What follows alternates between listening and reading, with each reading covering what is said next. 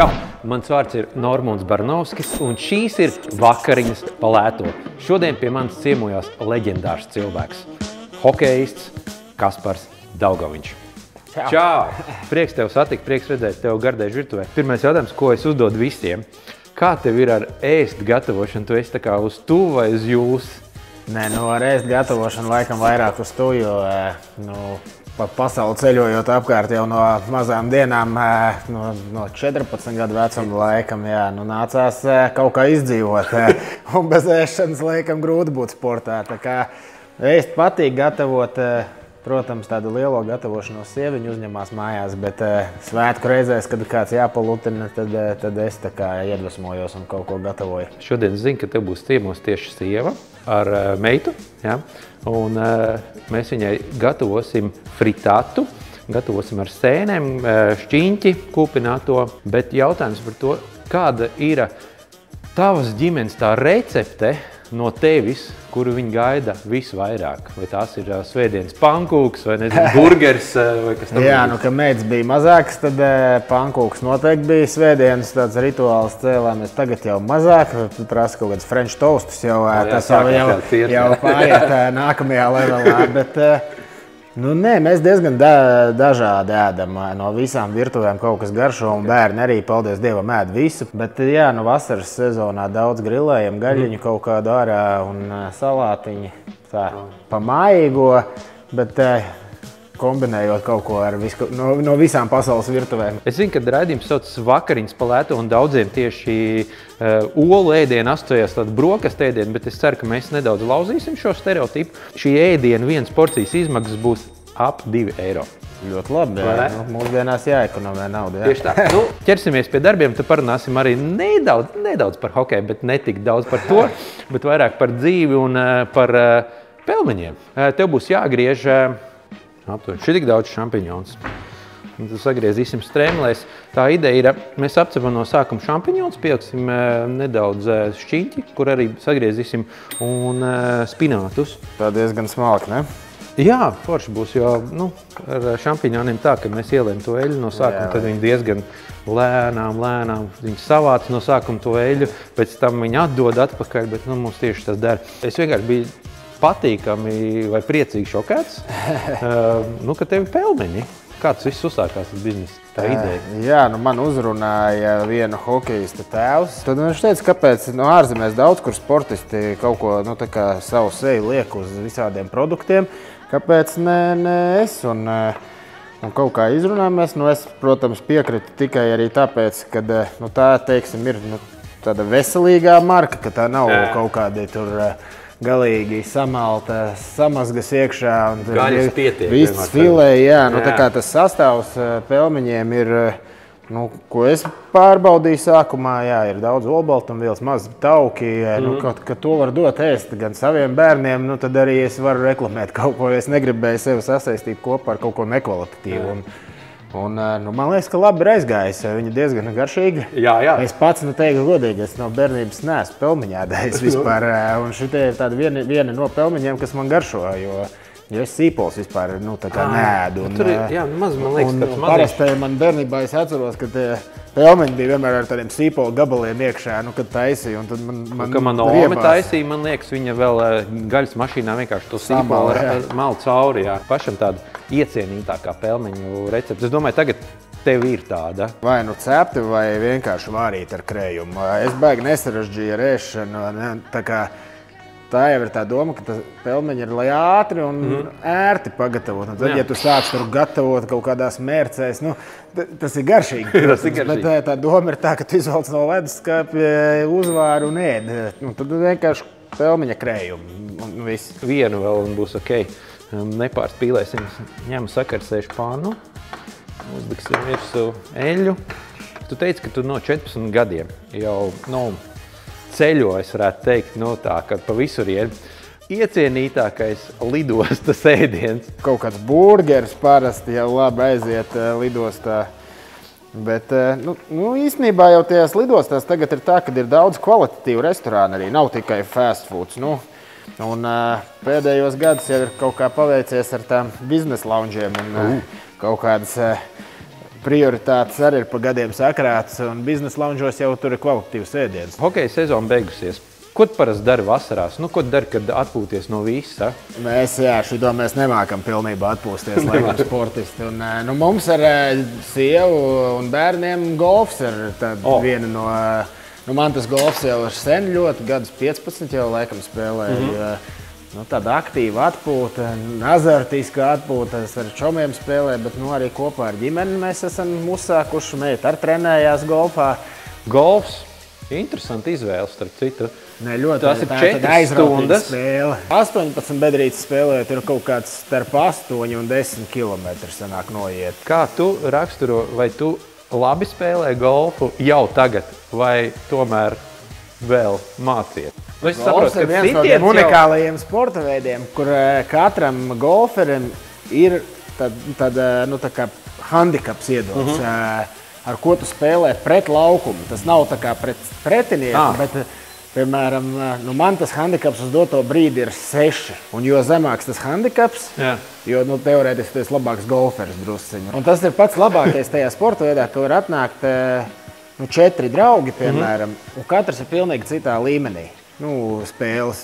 Viens tikko ir iesācējis, viens 10 gadus, un jūs varat sacensties. Jo tu sacenties pret sevi tikai, pret laukumu.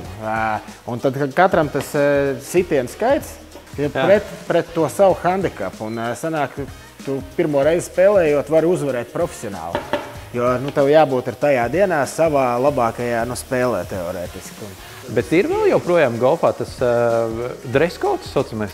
Ir tāda etiķete, ko mēs cenšamies ievērot. It kā tas polo krekls būtu tā kā pa pirmo zorti, ja tev ir un kaut kādas zolītas bikses, nav obligāti tur pletētām jābūt, bet, lai tu labi izskaties, jo tomēr džentelmeņu spēle, dāmām tur ir vispār pa nopietnu. Tur ir gan svārki, gan garie komplekti. Drēbes ir vairāk nekā meistarība, kā es saku dāmām.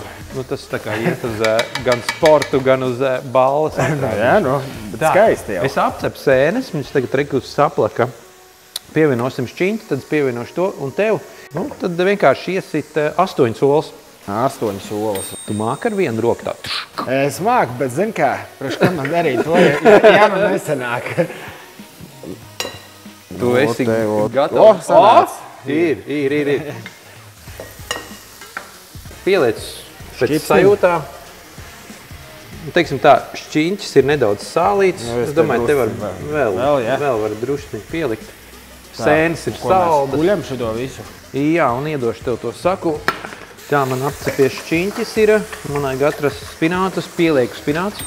Vari neuzputot tā, ka viņš tur galīgi paceļās, tikai samais tā, lai... Jā, es kad ņemu, tad izvalku ārā, tad skatos, lai viņš tā kā tas baltums ar dzeltenam ir sagājis kopā, bet baigi putot to nevajag. Mēs biskvītiņu netaisīsim. Jā, es domāju, ka būs labi. Būs ļoti labi. Tā, es apmaisīšu, mums tie spināti nedaudz sakritīsies, liesu to iekšā. Un tad liekam iekšā cepeškrāsnī uz 10–12 minūtēm, un pa to laiku man būs izaicinājums. Kādreiz man patīk tas izaicinājums, kur vajadzēja uzgāzt sev virsū augsto ūdeni ledāju. Šogad izaicināja atkal pasaules čempionāta laikā mazie hokejistus to. Bet tas bija ar labu domu, starp citu. Tu zini, ka tas bija, lai cilvēkus par ALS to slimību brīdinātu. Tas bija tāds, lai visi pievērš uzmanību tam. Ko lejam iekšā un cepeškrāsnī. Tā kā pa visurieni. Jā. Un tad mums vajadzēs uzrīvēt vēl pa virs sieru. Uzrīvēsim. Smalkajā? Es domāju, rupjē, jā. Šis vienkārši ļoti labi izkusīs. Smalko vairāk, man liekas, tad, kad tu gribi pabeigt, gatavā veidā, ka lai viņš izkūst uzreiz pēc tam. Šeit, ka viņš būs vēl tās 10 minūtes cepeškrāsnī, tur viņš arī var kust. Uzliekam to sieru un liekam cepties. 190 grādos, tās 10–12 minūtes.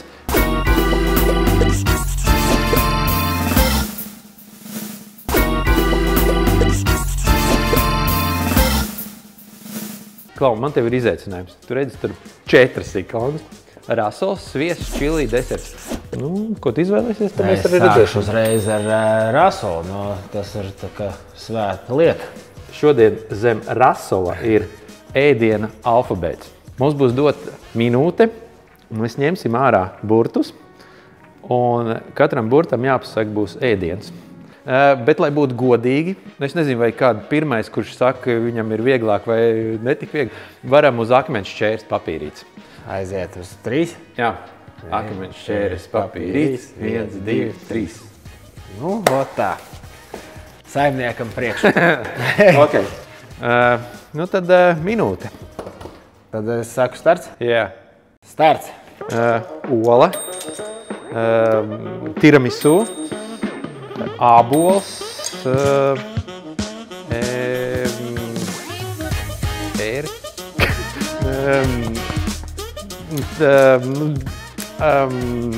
ananas, piens, ērkšķogas, atkal nezinu, ābols, zinu,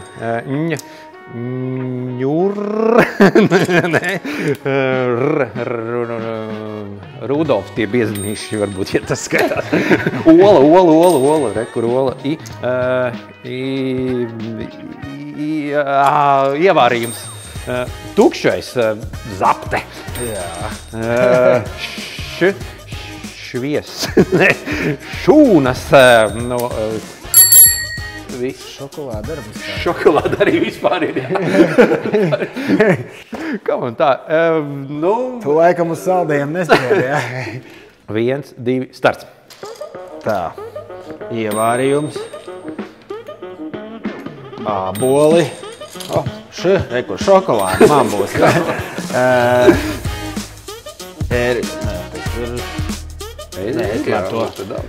Milti. Vafeles.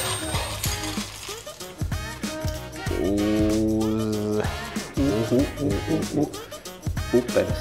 Upenes, paldies par palīdzību. Ērkšķogas. Sākā. Tako. Arbūs. Kalmāri. Brokoļi.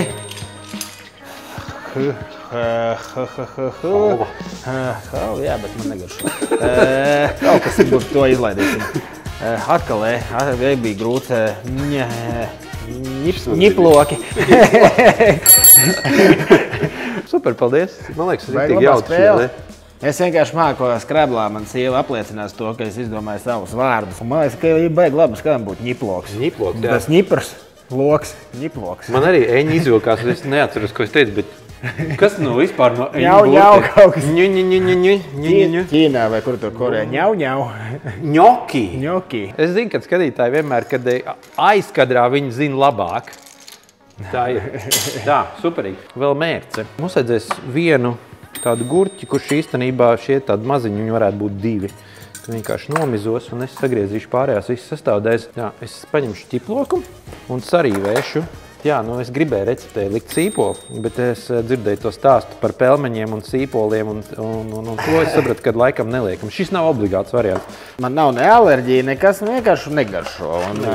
Okay. Sevišķi jau uzkošu, bet kaut kur citreiz kaut kādos ēdienos tie sīpoli ir un var jau piemiegt tās acis vai vienkārši nekošu ēdienu arī noskās. Bet tev bērnībā, kā mamma slēpa tev to sīpoli, jo viņi noteikti slēpa. Tu taču zini klasiskos variantus. Zupās vārīja. Tā kā tur vai nu apsietu vai kaut kur, zinu. Izņēma, ja? Bet tāpat jau vienmēr kaut kur atlobījās un, protams, vienmēr trāpījās uz manas karotes tas lielākais gabals. Bet, maļi, ja samaļ, piemēram, krēmzupās, es viņus nejūtu, kad viņi ir sablenderēti un man nav tā, galvenais neuzkost kaut kādam lielam svaigam gabalam virsū.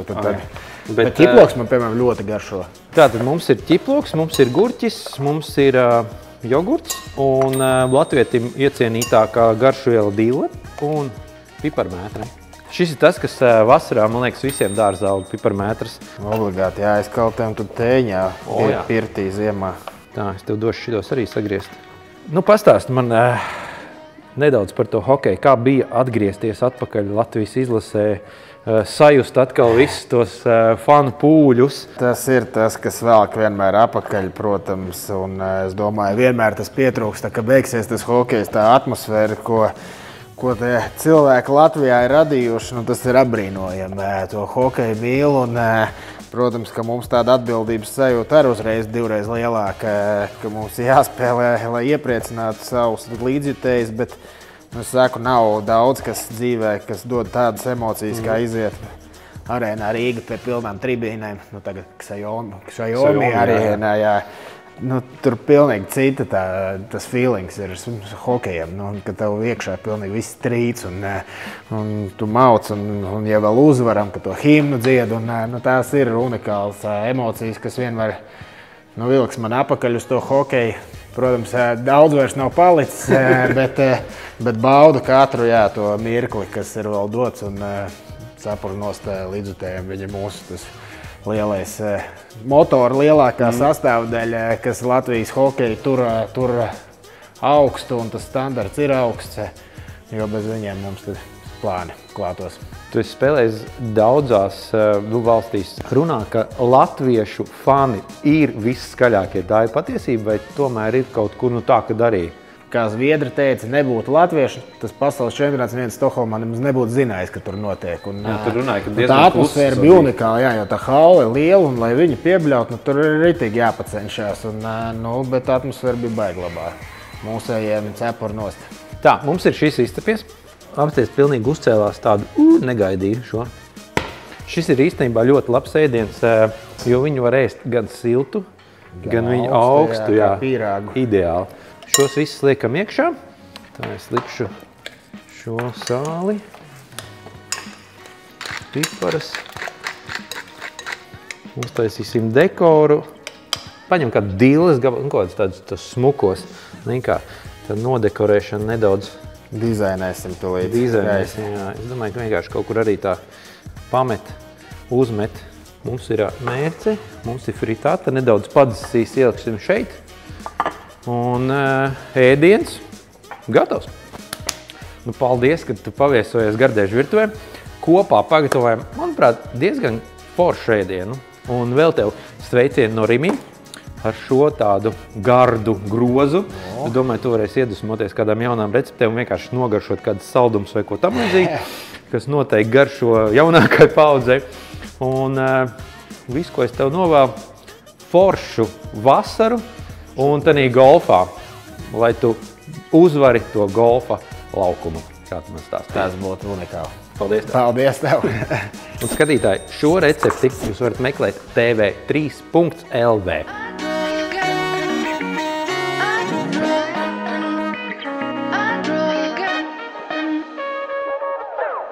Tātad, šodien mēs pagatavojam fritātu. Kaspars darīja visu. Es tikai asistēju. Ja? Tā kā labu apetīti. Paldies. Nu tā. Nu, ko tu mums esi uzšmorējis? Amanda, lūdzu. Tā, es tev ielikšu pēc tam mērcīti vēl. Šī ir fritāta. Šeit ir baigi labā mērcīti. Pastāst, cik skaisti izskatās. Jūs pēc treniņiem ir jāatjaunojās. Jā, ļoti gribās ēst. Te ir daudz olbaltumvielas. Tas ir baigi labi. Un būs ļoti garšīgi. Bet kā jums liekas, cik varētu izmaksāt viena porcija šāds garšīgs ēdiens? Nu, tev ir idejas? Manuprāt, ka tas varētu maksāt 3,50. Te ir olas ļoti daudz. Mums mājās no Omas nāk, laukiem olas. Bet te mums ir jārēķina veikalā. Pērkamās, Nu labi, tu teici 3,50, nu es teikšu 2,90. Jau ir tuvāk, bet vesels eiro gandrīz jānoņem nost. 2 eiro uz vienu porciju sanāk. Diezgan taupīgi var paēst un garšīgi. Nu, mēģinam. Aiziet. Ļoti labi. Jā. Šāds tiešām var ēst gan brokastīs, gan vakariņās. Tev garšo? Tā kā mums Adela nav līdzi šodien vēl, tad tev vajadzēs Adelai arī taisīt tādu, lai viņi arī pagaršo. Ļoti viegli pagatavot bija. Šī tāda tagad mēs mājās varēsim gatavot. Un arī veselīgi. Mēs esam 4. 8 eiro vakariņas. No sevis noteikti iesaku visiem pagaršot šo recepti, gatavojot, viegli gatavot, ātri, ērti, lēti, baudam vasaru un esam droši. Lai forša vasarā! Tā!